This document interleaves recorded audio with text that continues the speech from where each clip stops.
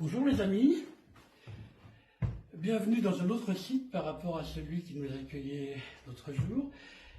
Et nous, comme vous le savez, dans quelques semaines, le 26 mars plus exactement, sortira en librairie le deuxième volume de mes œuvres, si j'ose dire, biographiques sur Saint-Georges.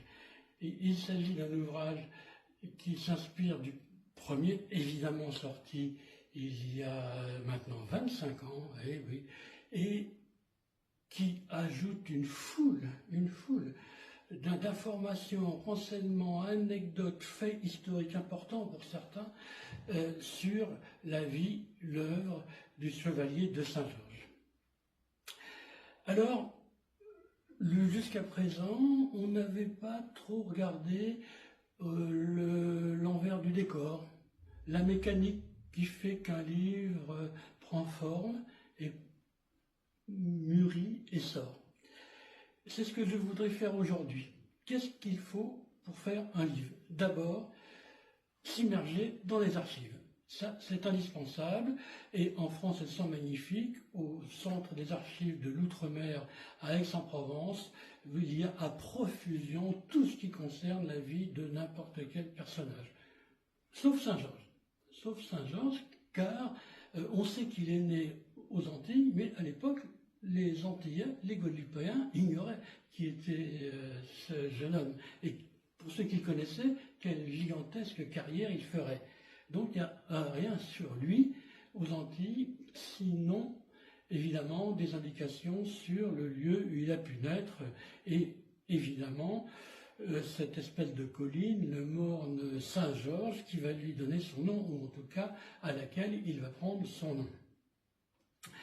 Et puis, les archives, c'est très bien pour connaître la vie administrative d'un individu, mais c'est extrêmement desséchant si on veut faire l'histoire qui est passionnante parfois, folle souvent, d'un personnage comme Saint-Georges. Connaître quand il a été reconnu chevalier, bon, pourquoi pas, à quelle date il a fait son apparition chez les gendarmes du roi, oui, évidemment, hein, mais ça ne nous apprend pas beaucoup plus du personnage. En revanche, faire un travail de journaliste, d'historien d'investigation, aller fouiner dans tout ce qui peut se trouver dans la littérature de l'époque, dans les mémoires qui souvent ont été édités à des tirages confidentiels, quelques dizaines seulement, et parfois moins. Et trouver tout ça, dénicher tout ça, et se faire une idée de ce portrait fabuleux, de ce personnage extraordinaire que fut Saint-Georges. C'est ce que j'ai fait depuis maintenant une trentaine d'années, en réunissant ce que vous avez derrière, cette machinerie pratiquement pour écrire un livre que vous avez derrière moi, à savoir tout ce qui a pu être écrit par ceux qui l'ont connu, de près, ses amis, ceux qui ont entendu parler de lui, la légende Saint-Georges qui s'est créée justement par ceux-là, et puis ceux qui l'ont entendu. Par exemple, Grétry, le grand compositeur, qui, dans son traité de l'art de la musique, décrit combien il admirait Saint-Georges. Ceux qui l'ont connu et qui ont joué avec lui, comme Fétis, auteur d'une encyclopédie des personnages du théâtre et de la musique, que vous voyez ici, qui fait pas moins d'une dizaine de grands volumes, dont une part assez considérable est réservée à Saint-Georges, par exemple. Fétis a écrit sur Saint-Georges, mais il l'a connu aussi. Comme bien évidemment Lavoisière. Lavoisière, qui était le fils de maître d'armes, qui a reçu et éduqué Saint-Georges en pension pendant quelques années de sa jeunesse. Donc le fils Lavoisière a, des années plus tard, écrit ce traité, le traité de l'art des armes, dans lequel il réserve ses plus jolies pages, les plus élogieuses à Saint-Georges. Voilà, avec tout ça, on se fait non seulement une vision administrative du personnage, mais on le sent respirer, on le voit pratiquement sous nos yeux vivre. Prenons par exemple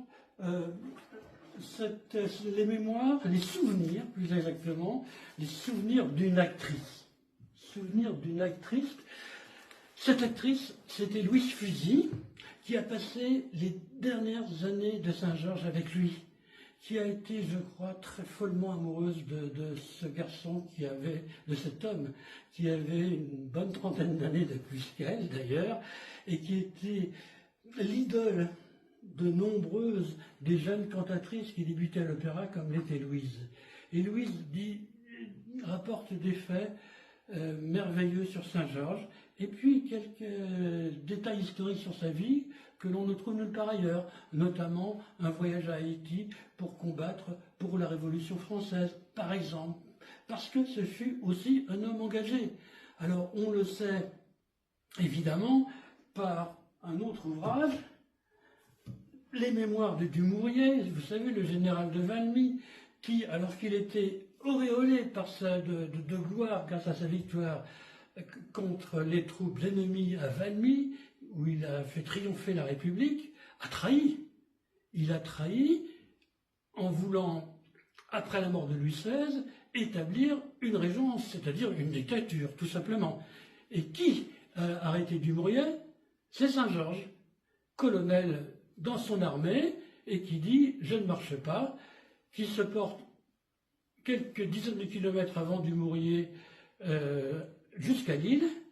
À Lille sonne le tocsin, et c'est ainsi que le coup d'État de Dumouriez, vainqueur de Valmy, échoue. Il en parle dans ses mémoires aussi, Dumouriez.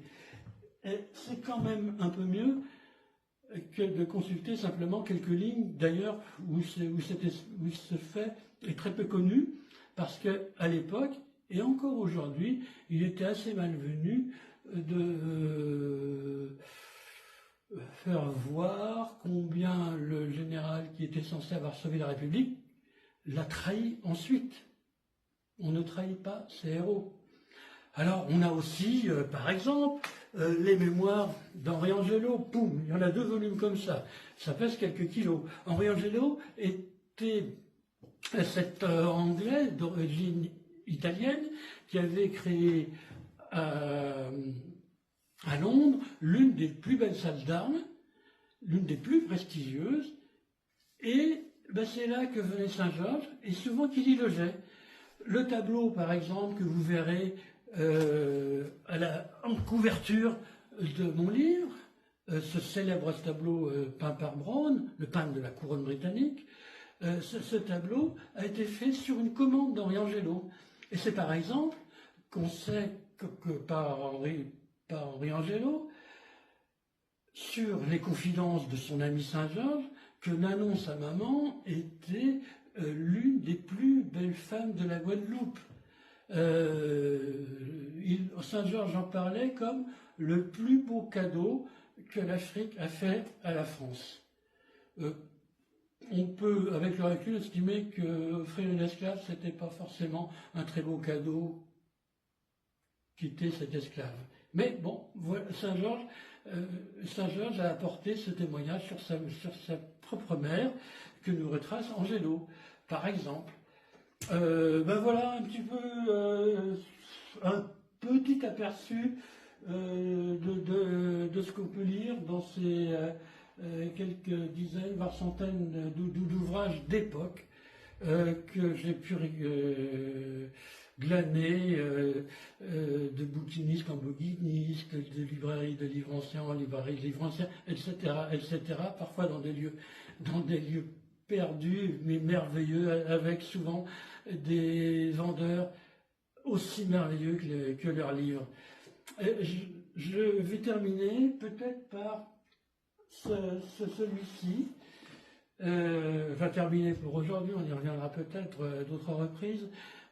Celui-ci qui me tient particulièrement à cœur et qui m'émeut à chaque fois que je le prends dans mes mains, parce qu'il y a au moins 9 chances sur 10 pour que l'auteur ait touché ce volume de ce livre, tout simplement parce qu'il habitait à côté